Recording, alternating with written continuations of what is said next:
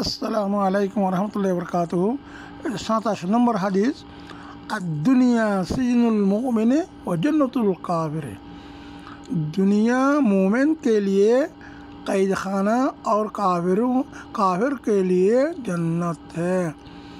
मुझे जाने करिए दुनिया खदिया कि मोमिन को लगी सिजन खदे जेल सिजन में खाना का जुहुरा करने वाले दुनिया तो मोमिन को खाना का जुहुरा करने व जन्नतुल काफिर कला जन्नत।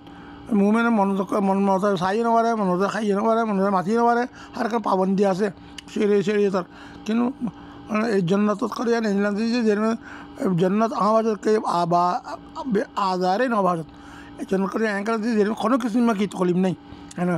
तो एर में हर मुसलमान को न सुखबरे साई बारे न मुखबरे खाई बारे न ये पाने 11 बार खाई ना एक बार शुरू